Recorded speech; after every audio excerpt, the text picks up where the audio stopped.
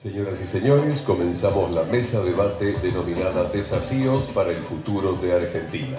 Integran esta mesa Paula Español, directora de Radar Consultora y ex subsecretaria de Comercio Exterior. Ana Castellani, directora del Centro de Innovación de los Trabajadores. Damián Regalini, empresario textil y miembro del Consejo Productivo Nacional y de Fundación Proteger. Será moderador el periodista Justo Lamas. Bueno, vamos a dar comienzo, Paula, así que puedes ponerte de pie y comenzar con tu exposición. Pues acá vamos a hacer. Bueno, buenas tardes. Antes que nada, bueno, quiero agradecer a la Fundación Proteger por esta invitación a participar en este panel de lujo que tengo acá, con el que vamos a compartir este momento, y agradecerles a ustedes que voy a estar aquí después de esta jornada que se va extendiendo. Por otro lado, también no quiero dejar de mencionar cierta tristeza que tenemos todos hoy con la partida de Sloto. La verdad que aquellos que nos formamos en la década del 90, sin dudas, esperábamos los domingos para leer sus columnas en Página 12.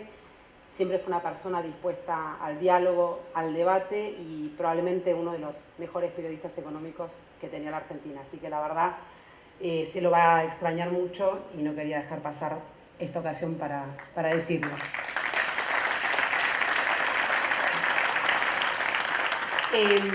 Bueno, por otro lado, a nosotros nos toca debatir sobre un título bastante pomposo. Vamos a tratar de pensar algunos lineamientos que tienen que ver con el futuro de la Argentina.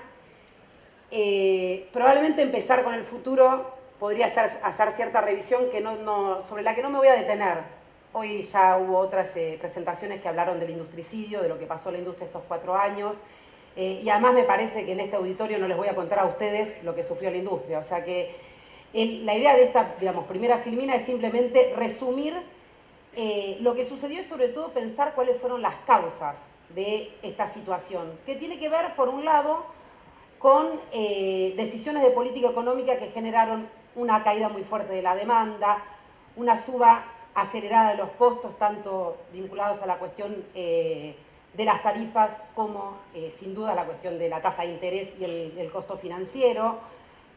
Al mismo tiempo, una inestabilidad macroeconómica, no solo vinculada al tipo de cambio y la inflación, sino en general que se está viviendo desde hace particularmente 2 años, pero no solamente. Entonces, este contexto es, lo que está vinculado a la política económica.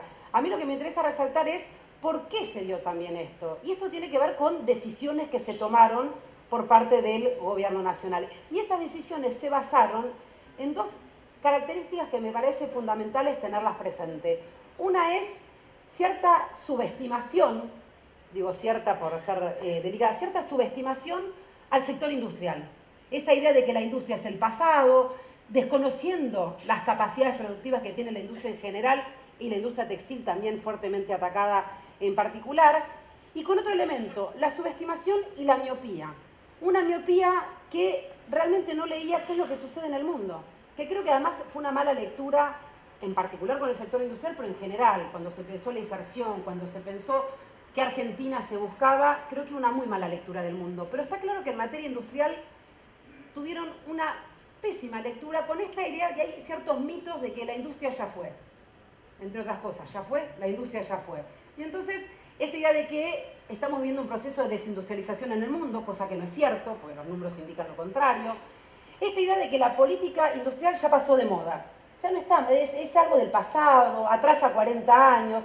La política industrial, hoy hablamos de los servicios, parece que lo moderno pasa por otro lado. Y la verdad que es un gran error, porque la política industrial no fue.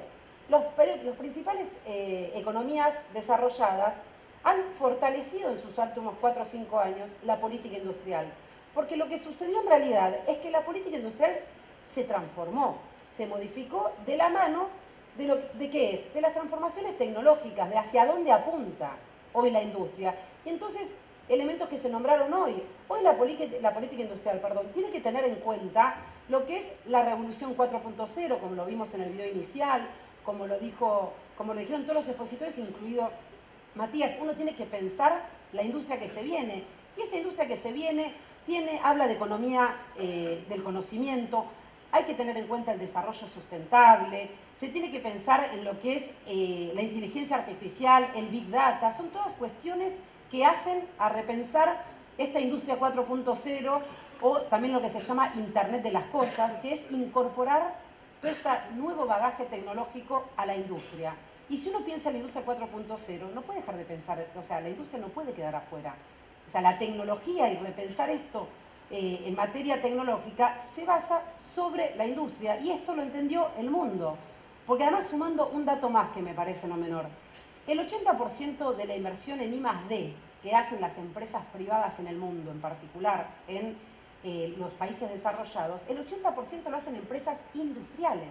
Y eso no quiere decir que en su innovación no esté incorporada algo vinculado a los servicios, a una mejor explotación de los recursos naturales, pero es la industria la que hace esta inversión. Entonces, en este sentido, me parece que un elemento que quería resaltar es la industria no pasó de moda, nada más hay que saber pensarla y pensarla hacia adelante. Porque además, y otro de los elementos que se remarcaron acá es, hay que dejar atrás la grieta, que se nos mete atrás, de la industria y el agro. Con esta idea de que el agro va por un lado y la industria va por el otro.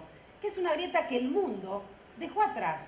Y se nombró hoy, y me parece que es interesante remarcar algunos ejemplos que hacen a esta vinculación en la cual países que tienen recursos naturales, y una gran cantidad de recursos naturales, han avanzado incluso en su proceso de desarrollo porque han asociado sus recursos naturales al desarrollo de la maquinaria, de la industria química, del software. De hecho, ese es el caso clásico de Finlandia. Finlandia no es que hoy es un país desarrollado y potencia porque tiene árboles, es porque hizo de su industria forestal las bases de todo el desarrollo tecnológico que rodea a la explotación de ese recurso natural.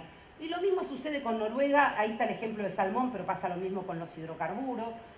Otro ejemplo claramente es Australia, con la industria minera, por supuesto que tiene una industria minera fuerte, pero tiene una exportación importantísima de servicios de software vinculados a la explotación minera. Entonces, eso es lo que hace de estos países, está el ejemplo de Italia, con bienes de capital vinculados a la industria alimenticia, en particular a la industria del vino. En definitiva, lo que hace a estos países desarrollados, es esta vinculación y esta asociación de sus recursos naturales con la tecnología que va vinculada a estos. Y me parece que es importante porque, ¿qué hace? ¿Qué es la gran diferencia entre Noruega y Emiratos Árabes o Arabia Saudita? Porque tienen un valor más o menos similar de recursos naturales per cápita. La diferencia entre unos y otros, y entre a qué sociedad queremos aspirar, tiene que ver, como les estoy diciendo, con romper esta grieta, con pensar que hay que asociar recursos naturales, industria y servicios. Y creo que es algo que se ha dicho acá, pero me parece que es interesante volver a remarcarlo, porque es el debate que tenemos que tener en Argentina y en la Argentina hacia adelante. Tenemos hidrocarburos, queremos explotarlos, hay una red que existe y que hay que fortalecer de los proveedores en el sector de hidrocarburos. Tenemos agro, sin duda tenemos agro. Ahora, ¿qué nos tiene que hacer fuerte? Tener una industria de maquinaria agrícola o una producción de tractores que se condiga con estos recursos naturales y con este agro que tenemos. De la misma manera que el sector biotecnológico tiene muchísimo potencial, ya está desarrollado, pero hay mucho más por hacer. El sector de agroquímicos, Argentina es una gran demandante de sector de agroquímicos. ¿Por qué no tener un mayor desarrollo y pensarse como plataforma exportadora de este sector? O incluso los servicios de software vinculados al agro. Digo, este es el conjunto que nosotros tenemos que pensar. Por supuesto, la cadena textil vincula estos elementos en la que también tenemos el recurso natural, tenemos el diseño, tenemos los servicios, y uno puede pensar todo lo que puede alrededor para pensarlos en exportar o en producir o en agregarle valor a estos recursos naturales. Entonces son realmente dicotomías que tenemos que superar por completo, y esto también por otro elemento que es los recursos naturales de Argentina, además, fuera de, en disidencia con ese mito que hay, no alcanzan. No es que somos un país, tenemos todos los climas, siempre se dice tenemos muchos recursos naturales, sí los tenemos, pero además de tener recursos, tenemos recursos naturales, pero tenemos el 10% de los recursos naturales que tiene per cápita, por ejemplo, Noruega. O tenemos 4 veces menos que Australia. Entonces, no podemos pensarnos en un crecimiento sostenido y en un desarrollo y en darle de comer a 44 millones de argentinos solo con los recursos naturales y darle empleo. Entonces esto requiere pensar una política en la cual estén todos los sectores. Y todos los sectores entonces es industria, es servicio, es minería, es turismo, es energía, es tener en cuenta todas las economías regionales, porque además los recursos naturales no se acaban en la pampa húmeda, sino que realmente hay que pensar todas las economías regionales. Y esto quiere decir también adentro de la industria, es con todos, es con todos, no quiero ser repetitiva, pero es todos, quiere decir todos los sectores. No es que hay sectores inviables y sectores solo viables, porque con esa lógica lo que se hizo fue destruir sin crear nada.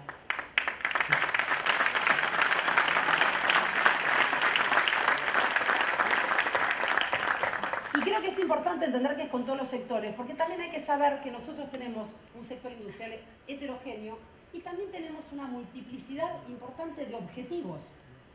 Hay distintos objetivos y hay distintas demandas que uno puede tener para con los sectores productivos. Nosotros necesitamos producir más, necesitamos ser más competitivos para exportar más. También necesitamos generar empleo. Y también necesitamos tener un desarrollo territorial y federal de la Argentina.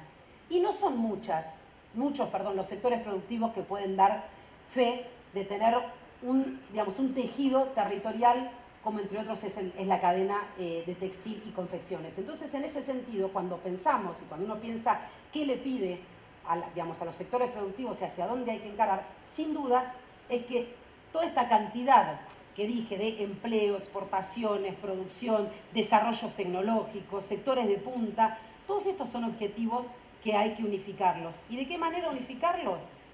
En base a 3 ejes fundamentales de política económica. ¿Sí? Cualquier plan productivo tiene que tener en claro que hay 3 ejes fundamentales. Sin dudas el financiamiento es uno. Los sectores productivos para desarrollarse necesitan poder financiarse, entonces hay que volver a poner al sector financiero al servicio del sector productivo y del desarrollo y no al servicio de la especulación. Es tan claro como eso. Y en ese sentido no podemos seguir teniendo las tasas de intereses que tenemos, y muy bien describía Matías cómo se pensó una política de la línea de inversión productiva y que desde el Banco Central se puede inducir al sector financiero a tener una política más pro desarrollo, pro industrial y pro pyme, o tener una política más pro financiamiento, pro especulación financiera y carry trade. Entonces está claro que las finanzas el sector financiero es un actor central. Por otro lado, hay que pensar al sector productivo y a la industria vinculado a la innovación, al desarrollo tecnológico, a actualizar los bienes de capital, a pensar el diseño, a tener mejor calidad de insumos, mejores procesos productivos, a tener un aceitado vínculo con el sistema científico-tecnológico, y las unidades de vinculación tecnológicas tienen que tener un rol central, entre ellos también los institutos tecnológicos vinculados a la industria. Entonces, pensamos financiamiento, innovación y una tercera pata clave, muchas veces subestimada, por lo menos lo que tiene que ver con el mercado, es el mercado interno. Uno tiene que promocionar y hay que fortalecer y potenciar el mercado, el interno y el externo, los dos, y no son contrapuestos. Y potenciar esto tiene muchas aristas. Sin duda una importante tiene que ver con la política comercial, y tener una política comercial y una política de administración de las importaciones selectiva e inteligente. No conozco ningún país que abre las puertas libremente a las importaciones sin pensar qué está poniendo en juego cuando lo hace. Entonces, pensar una política de administración de las importaciones y del comercio es fundamental. Ahora bien, esto va de la mano de tener en mente una inserción inteligente en el mundo, es decir, una política de ampliación de los mercados externos y de las exportaciones. Y esto, insisto, no solo no es contradictorio, porque muchas veces las plataformas exportadoras se fundamentan inicialmente en el mercado interno, sino que además se retroalimenta el mercado externo y el mercado interno. Y tener una política de inserción inteligente, y con esto voy cerrando, tiene que ver con pensar nuestra inserción en el mundo. No, hago acuerdos comerciales y tengo una política de apertura, hago acuerdos comerciales y automáticamente exporto más, porque no es el caso. Hay que hacer acuerdos comerciales que nos beneficien. Entonces, repensemos qué planteamos cuando decimos una inserción inteligente en el mundo. no me quiero extender sobre esto porque además me estoy quedando sin tiempo, pero en todo caso después podremos volver sobre el tema. Y para cerrar, sí, efectivamente, y para pensar qué se nos viene, es lo siguiente.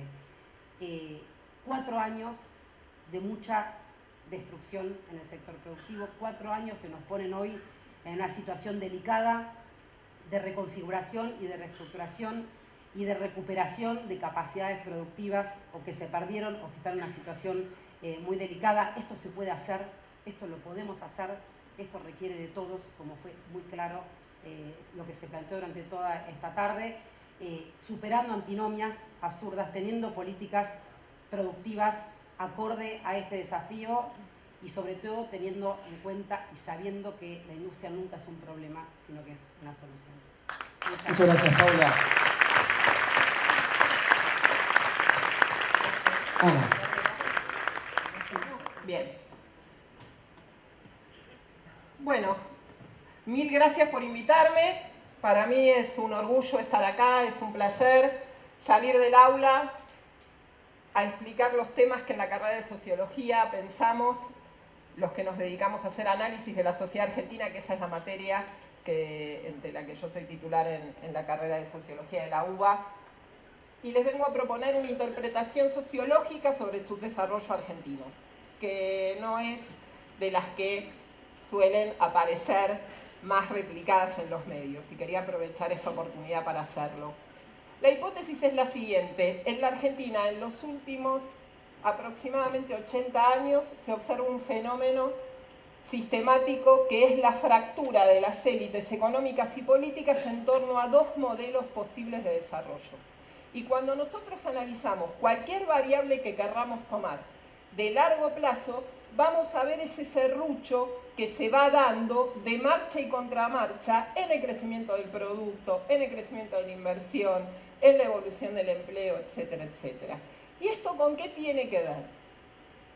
Con la existencia de una idea, de una fracción, tanto de la élite económica como de la élite política, que va cambiando a lo largo del tiempo, pero que siempre encuentra una expresión en torno a un modelo más de corte liberal aperturista, anclado en las ventajas comparativas que tiene nuestra economía para insertarse en el sector externo, priorizando en ese sentido los recursos naturales, imaginando en torno a eso un tipo particular de pauta distributiva que la asemeje a otros países de la región que son competidores posibles de la Argentina o que tienen estructuras de exportación y de inserción exportadora similares basadas en recursos naturales, pautas distributivas de 65-35 que deberían ser las que podrían establecerse para poder competir en igualdad de condiciones, implicando esto una importante desregulación del mercado de trabajo, un importante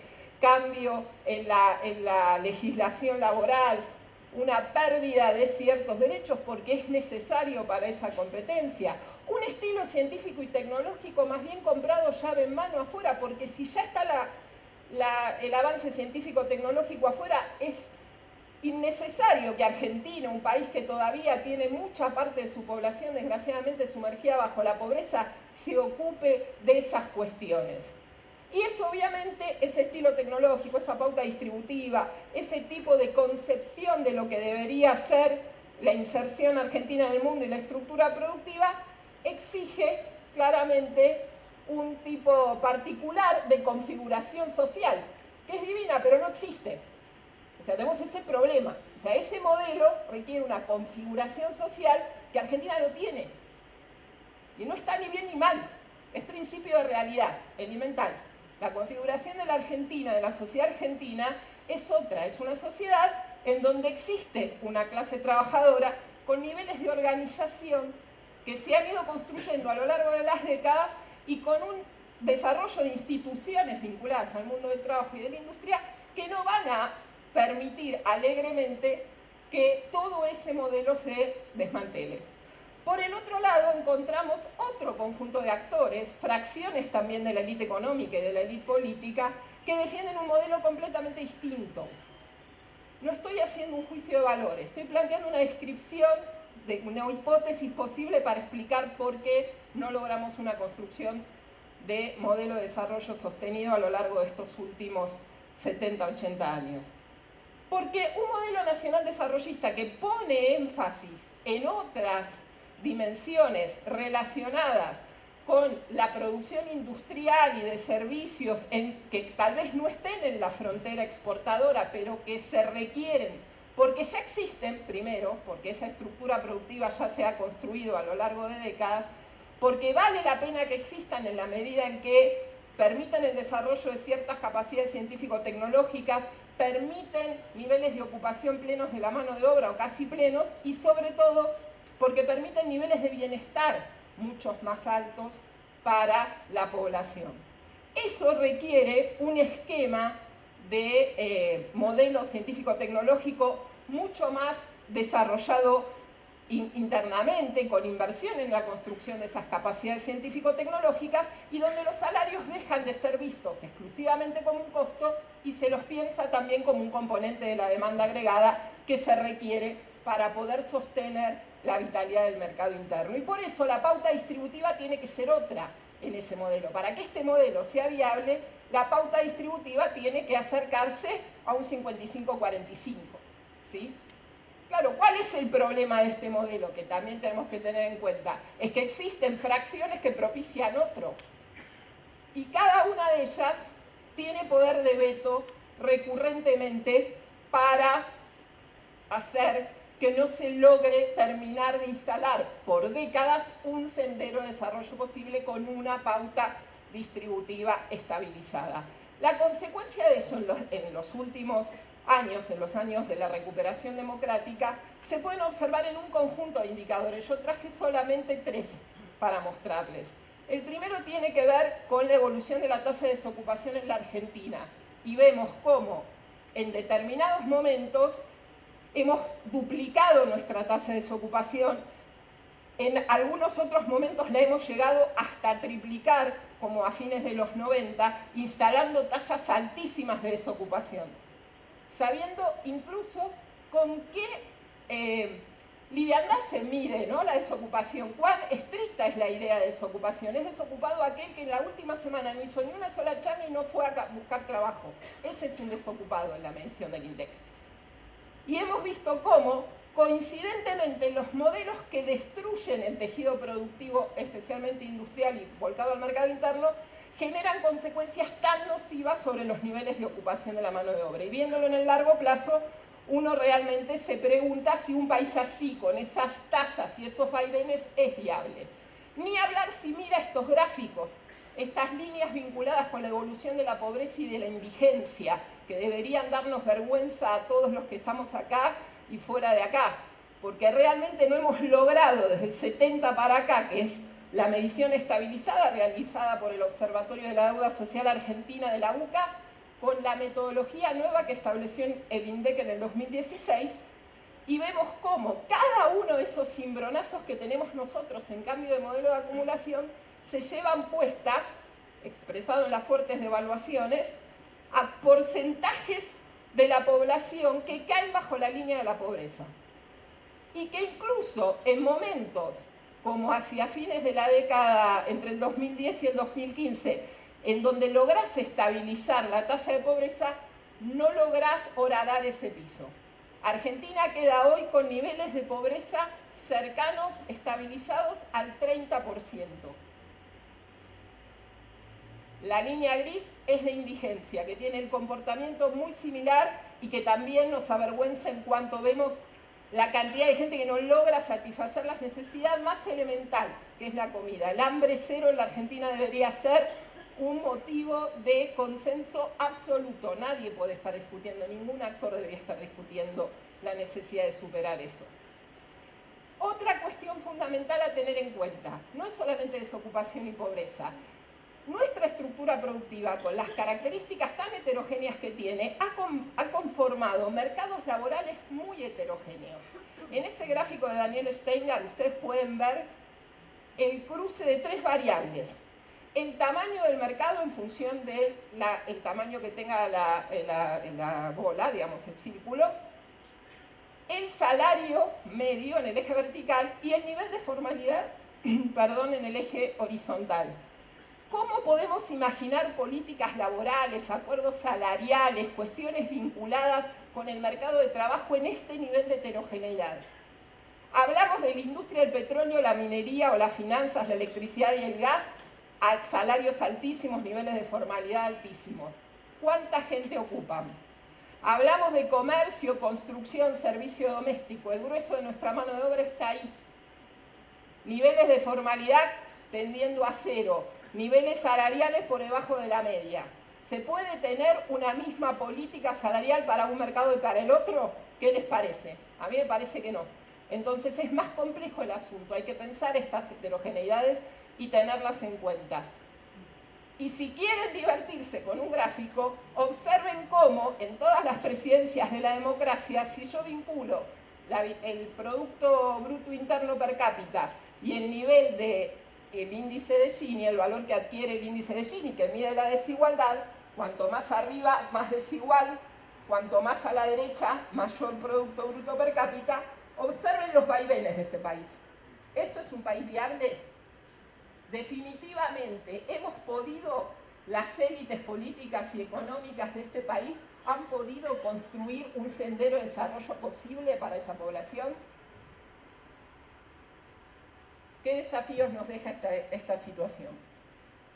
Nosotros tenemos que ir hacia un acuerdo estratégico para el desarrollo y esto es más que definir precios y salarios.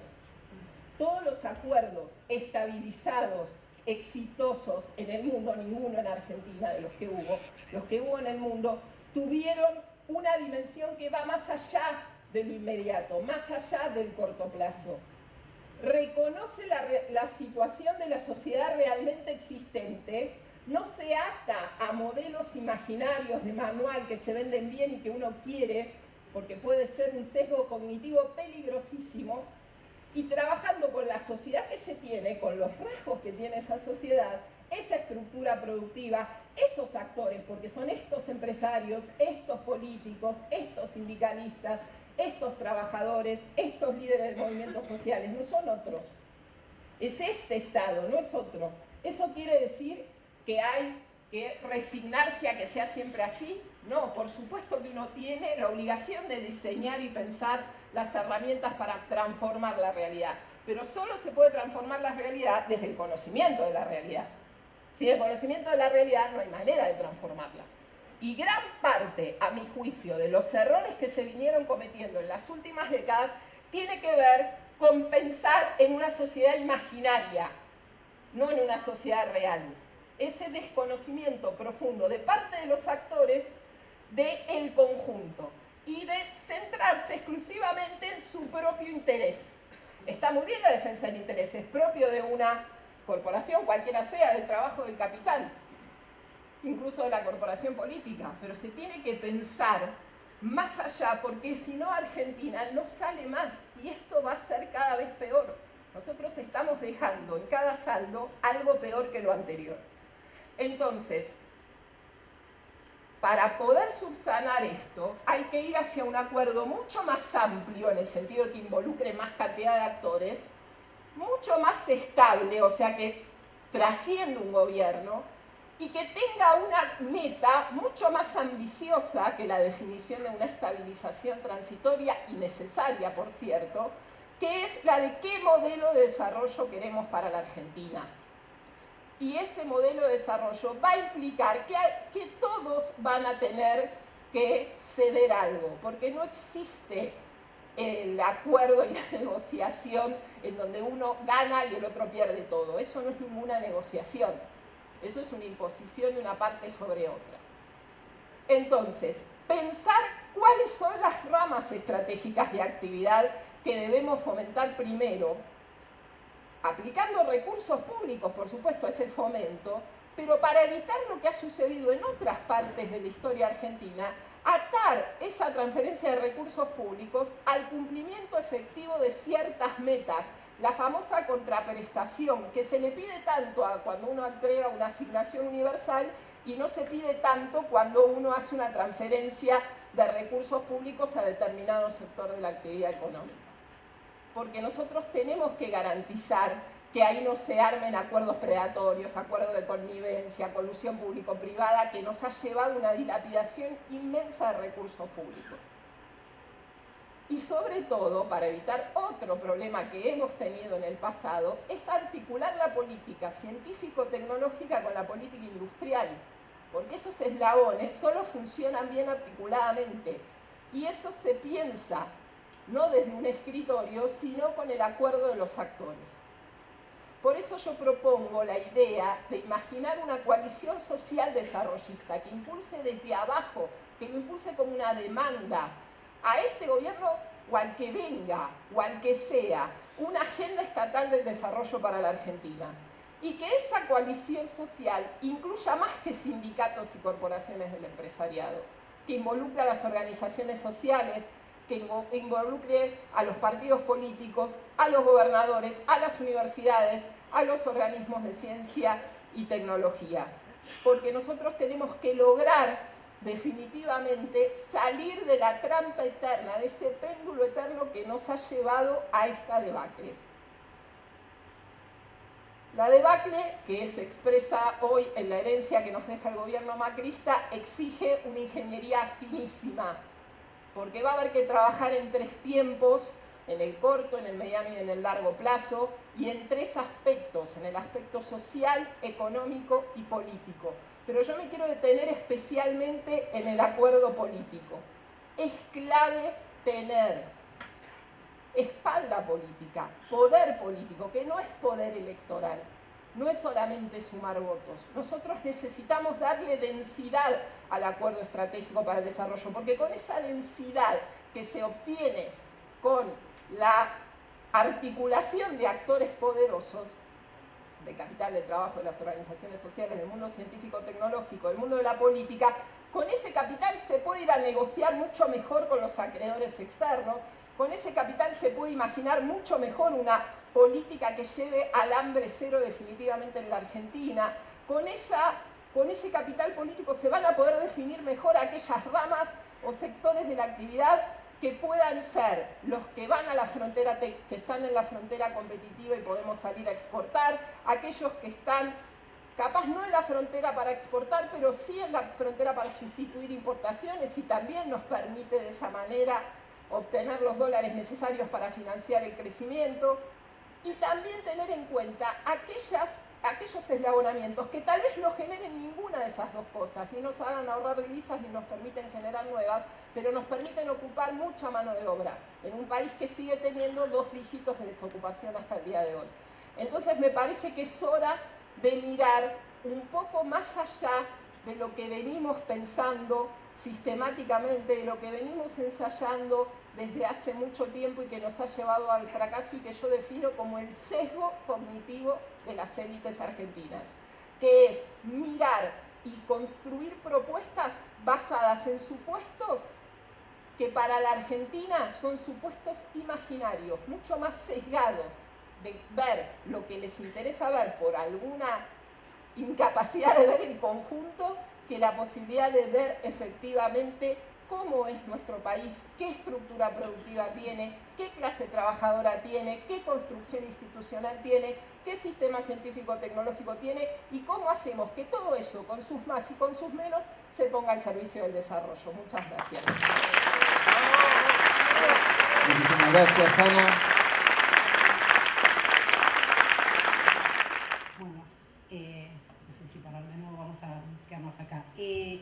La idea de inserción inteligente en el mundo, que creo que también se vincula un poco a estos mitos que debemos desterrar, a estos prejuicios, a unas cosas de las que hablaba Ana también, porque hay esta idea de los abstractos, de que insertarse bien en el mundo es abrirnos a las importaciones y hacer muchos acuerdos comerciales. Porque si hacemos muchos acuerdos, tenemos acuerdos con el 10-20% del PBI mundial, y si tenemos acuerdos con el 70% del PBI mundial, vamos a solucionar nuestros problemas. Y creo que eso es una lectura errónea de qué nos puede dar un acuerdo comercial. Porque en un acuerdo comercial lo importante es saber qué estoy acordando, dónde estoy cediendo, cuáles son los beneficios que obtengo de ese acuerdo, y entonces si en mi estrategia de desarrollo, que incluya a todos los sectores y de conjunto, voy a poder realmente insertarme. Y muchas veces incluso una política de inserción inteligente tiene que ver también con fortalecer la estructura productiva que tengo para poder ofrecer mejor. O sea, ese fetichismo de los acuerdos comerciales me parece que no nos lleva a ningún lado.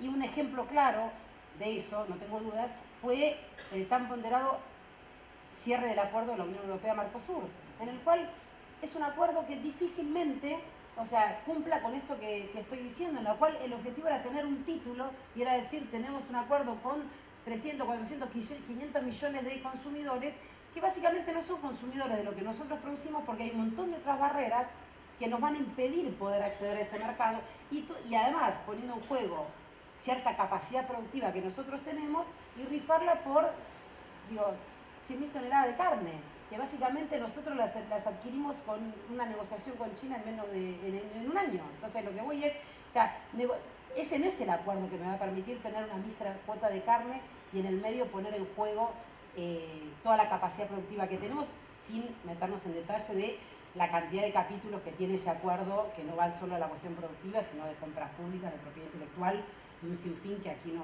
podemos detenernos. Pero lo que voy es, por eso digo, inserción inteligente tiene que ver con qué le pido a la política de comercio exterior y qué le pido a los acuerdos comerciales, que no es un título, le pido que nos brinden beneficios, no en un ideal abstracto, sino en la Argentina que tenemos, con los actores que tenemos y en el mundo en el que estamos hoy. Este gobierno habló siempre que la Argentina pasada no estaba inserta en el mercado o en el mundo. ¿Vos estás de acuerdo con esto, que el presidente siempre hizo hincapié sobre eso y que en esta gestión la Argentina hoy es reconocida y está inserta en el mercado? No, es que la prueba es, o sea, que definitivamente, o sea, no nos insertamos más. Digamos, la evolución de las exportaciones, digo, no, iba a haber una lluvia de inversiones y íbamos a insertarnos en el mundo. Bueno, no hubo lluvia de inversiones, las exportaciones crecieron muy poco si uno toma estos 4 años con los niveles de devaluación que conocimos, porque tener una política de exportación lleva tiempo y lograr poner nuestros productos en el resto del mundo es una estrategia que hay que sostenerla en el tiempo, y en esto quiero retomar un poco de lo que me parece que es clave, que marcaba Ana recién, de cómo armamos una estrategia de desarrollo que contenga a todos y donde dejamos ese mundo ideal y empezamos a pensar realmente en la Argentina que tenemos y que tiene que ver con un compromiso de todos los actores sociales, y en el cual mi idea de presentar el mito de la política industrial va un poco a eso, a poder mostrar, digo, hay que lograr que los industriales, pero todo el resto de los actores de la sociedad argentina y sobre todo de la política, entiendan que la industria, no solo no es una cosa del pasado, que es un mito pensarlo por fuera, de porque nosotros tenemos ventajas comparadas en los recursos naturales y nos vamos a desarrollar y con eso alcanza. Es decir, son todos mitos a desterrar y que son acuerdos que necesitamos poder consolidar para poder defenderlos. Entonces, en ese sentido me parece. Paula, ¿por qué crees que se hablaba que la industria es del pasado? Y porque hay esta idea de decir, en el mundo hubo una cierta deslocalización de la industria y parecía que los países desarrollados iban hacia los servicios, hacia lo moderno, y se deslocalizaba la industria en países que tenían bajos salarios y porque ya era una cuestión rutinaria y que no tenía sentido seguir produciendo en los países desarrollados, que es algo que no sucedió, porque además lo que hay que pensar cuando uno piensa en la cadena industrial es dónde se generan las rentas de esa cadena global de valor que es la industria. Entonces, en ese sentido hay que pensar justamente dónde nos insertamos nosotros, que no tiene que ver con tener salarios bajos, porque retomando una gran cantidad de cosas que dijo Ana, que me parece que se complementan con el planteo que hice, que es, nosotros no somos una sociedad que se va a fundar en recursos naturales y bajos salarios.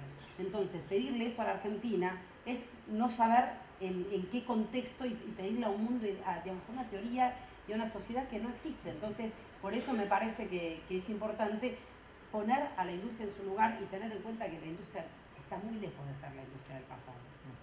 Muchas gracias. Damián, uno supone que la salida de la Argentina es con una agenda industrial y productiva. ¿Te parece que hay una dirigencia empresaria preparada para ser copiloto de las políticas públicas? Sí, no me cabe duda. Durante estos 4 años de industricidio hemos trabajado bien la cuestión de la gremial empresaria. Hay una serie de dirigentes individuales, hay una serie de espacios, de colectivos como la Fundación Proteger, que es un gran ejemplo, que nos hemos dedicado a entender nuestra problemática, a identificar ante la opinión pública qué era lo que nos estaba haciendo daño, quiénes éramos, que en realidad no éramos lo que nos decían que éramos, que nos acusaban de ser no competitivos, nos acusaban de ser prebendarios. Es un trabajo muy importante en el entendimiento de la política, del plan económico, de lo que nos pasaba, del diagnóstico, digamos, de cada una de las situaciones. Hemos estado, digamos, haciendo esa tarea, que es la tarea de denunciar lo que nos pasaba, de hablar de nuestra problemática, de tratar de entender a partir de los referentes que nos explicaban, digamos, lo que nos pasaba. Se hizo un trabajo muy importante, se hizo un trabajo institucional muy importante, también yendo a los espacios parlamentarios, al Poder Ejecutivo, haciendo los reclamos correspondientes. Yo no solo creo que estamos en condiciones de acompañar un proceso de industrialización, sino que es necesario. Todos los que tenemos una industria tenemos que tomar conciencia de que nuestros negocios se definen en la política. Estos 4 años que nos dañaron fuertemente son testigos de eso. Este gobierno, que fue un gobierno que benefició por demás al sector financiero, al sector energético, tuvo funcionarios representantes de esos sectores en las sillas de toma de decisión más importante de la economía nacional. En ese sentido, creo que tenemos que reflexionar. El sector industrial tiene un potencial muy importante a la hora de convertirse en una fuerza política, a la hora de acompañar a una fuerza política. Los industriales tenemos para ofrecer, somos el único sector que puede combatir la pobreza en la Argentina, somos el sector que más mano de obra puede agregar en la economía, somos el sector que más valor agregado puede agregar en la economía y somos el sector que, a partir del cual se genera desarrollo tecnológico, se genera desarrollo de servicios. Ese es un potencial muy grande a la hora de hablar en términos políticos. Lo único que necesitamos es ponerlo en orden, ponerlo en un plan de acción, política, confluir con una fuerza política y hacerlo valer. Tenemos mucho, digamos, para hacer valer en el campo de la política, porque nuestro desarrollo, el desarrollo de nuestro negocio, es de por sí virtuoso para la sociedad. Hay que acomodarlo y, por supuesto, vamos a necesitar del lado del Estado que nos abran las puertas, que nos escuchen y que nos den el lugar que durante estos 4 años tuvieron los sectores financieros y los sectores energéticos. Vos hablaste de la competitividad y se me vino... Hablaste de la competitividad y ¿sabés que se me vino a la cabeza un spot, una publicidad en la época de los militares que hacían una comparación en una silla industria nacional y una silla industria extranjera? Que nos sentábamos en una silla industria nacional, se rompía y la industria extranjera era más fuerte. ¿Por qué crees que hay un sector siempre de la Argentina que tira a matar a los industriales y no apoyar sabiendo que son fuentes de empleo? ¿Por qué crees que esto suele pasar? Porque hablaste de la competitividad. Yo creo que hay mucha ignorancia ajena y propia de los mismos industriales, de algunos industriales, que nos comparamos o nos quieren comparar con países que hace siglos que vienen desarrollando su industria, con países que han tenido planes industriales desarrollados en condiciones de continuidad, sin interrupción durante años. Nosotros a lo largo de nuestra historia hemos tenido pocos gobiernos con un plan industrial y han durado un periodo no más allá de una década, de 15 años. En ese sentido, comparar cualquier producto de industria nacional o comparar la competitividad que podemos tener nosotros con cualquier otro país desarrollado es ridículo. Tenemos que mirar un poquito la historia y exigir que nos comparen con aquellos con quien amerita que nos comparen, por un lado. Y por otra parte, también cuando hablamos de competitividad, tener en cuenta que la competitividad no solo habla de nuestra capacidad de invertir, de nuestra capacidad de innovar tecnológicamente, de la capacidad de nuestros empleados para operar la tecnología que nosotros invertimos. También cuando hablamos de competitividad hay que tener en cuenta la competitividad sistémica, que es lo que sucede afuera de nuestras fábricas. Y en ese sentido creo que hay que exigir a la opinión pública, nos tenemos que exigir a nosotros mismos, poner sobre la mesa esa discusión. La competitividad sistémica es lo que nos hace no competitivos. Yo acá en este auditorio tengo un montón de colegas con los cuales me he cruzado capacitando a mis empleados en Italia, conozco un montón de colegas a los cuales le han pedido sus fábricas y sus máquinas para capacitar a empresarios de otros países en el uso de tecnologías de última generación. En ese sentido, creo que no hay duda de que nosotros hemos hecho nuestra tarea. Ahora, los que tienen que hacer la tarea son nuestros representantes, el Estado, digamos, la competitividad sistémica es la que nos tiene que ayudar. Y no cabe duda que estos 4 años han sido 4 años en donde la competitividad sistémica y las variables macroeconómicas nos han agredido y nos han dejado con poca capacidad de competir. La tasa de interés, una industria del juicio que actúa con una impunidad terrible contra todos nuestros negocios, energía dolarizada, poco fomento a la demanda, poca capacidad en ese sentido de crecer, de invertir, un sinnúmero de variables que es como pedirle a un jugador de tenis que salga a jugar un partido en vez de con zapatillas, con tacos aguja y le pidas que sea competitivo. Muy difícil. Bueno, muchas gracias, Damián. Última pregunta para Ana. Teniendo en cuenta lo que expusiste, ¿te parece que el acuerdo económico social es el espacio para dirimir las cuestiones estructurales del desarrollo argentino? Yo creo que es la única opción que nos queda y que no tiene que quedar solamente en un acuerdo económico-social. Es un acuerdo estratégico para el desarrollo. Yo insisto con esos dos términos. El desarrollo porque es algo más amplio que lo económico y lo social, y lo estratégico porque tiene que ser concebido a largo plazo. Si no es concebido a largo plazo, más allá del horizonte de un periodo gubernamental, no va a funcionar. Bueno, muchas gracias. Damos un aplauso a estos expositores y damos por concluida esta entrevista.